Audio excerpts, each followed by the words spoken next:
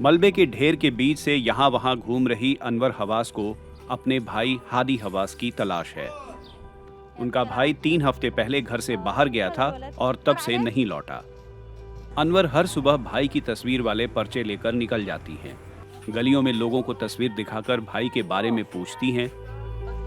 Gaza में इस वक्त ना तो कोई प्रशासनिक ढांचा कारगर है, ना ही कोई सरकारी तंत्र जो कुछ मदद कर सके।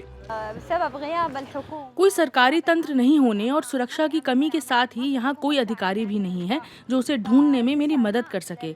ऐसे में हमें पर्चे बांटने जैसे पुराने तरीकों का ही सहारा लेना पड़ रहा है। हालात बहुत मुश्किल हैं।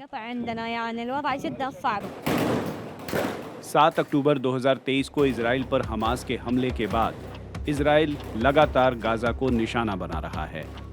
गाजा के स्वास्थ्य मंत्रालय के मुताबिक वहां 50,000 से ज्यादा लोग इजराइल के हमलों में मारे गए हैं।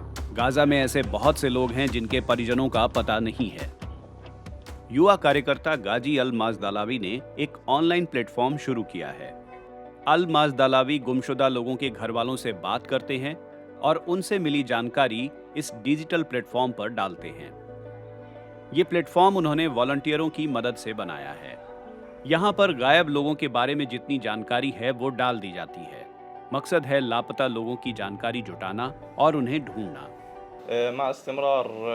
गाजा में इजरायली हमलों और लगातार जमीनी अभियानों की वजह से गुमशुदा लोगों की तलाश बेहद मुश्किल होती जा रही है।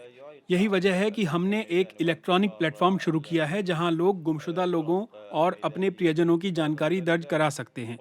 उसके बाद हम आंकड़ों की समीक्षा करके पुष्टि करने के बाद जानकारी को सार्वजनिक करते हैं। इजराइल की घेराबंदी के कारण वो सब चीज़ें यहाँ नहीं आ पाती जो डीएनए परीक्षण के लिए ज़रूरी हैं। ऐसे में जिन इलाकों से वो लोग निकल गए हैं वहाँ से निकले शवों की पहचान करना मुश्किल हो रहा है। ऐसे सैकड़ों बल्कि शायद हज़ारों लोग हैं जिनकी मौत हो गई है लेकिन उनकी पहचान नहीं हो सकी है। Palestinian central bureau of statistics के मुताबिक गाजा में युद्ध शुरू होने के बाद 11,000 से ज्यादा लोग लापता हैं। इनमें बड़ी संख्या महिलाओं और बच्चों की है।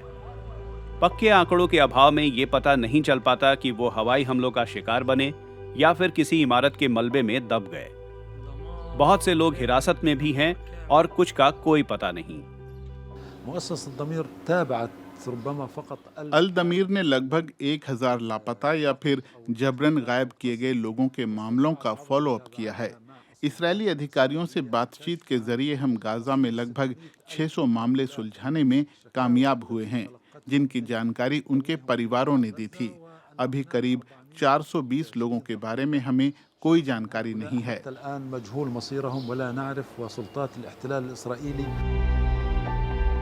कुछ लोग खाना या इसी तरह की सहायता सामग्री लेने घर से निकले और फिर लापता हो गए। कुछ लोग ऐसे भी हैं जिनकी युद्ध में मौत हुई लेकिन वो आंकड़ों में दर्ज नहीं है। युद्ध के कारण लोगों की पहचान के लिए जरूरी सामान भी नहीं मिल रहा है। हर सुबह एक उम्मीद लेकर अनवर हवास घर से निकलती हैं। शायद कहीं से उनके भाई की कोई खबर मिल जाए। डूबते सूरज के साथ दिन गुजर जाता है। उनकी उम्मीद ना तो पूरी होती है और ना ही खत्म।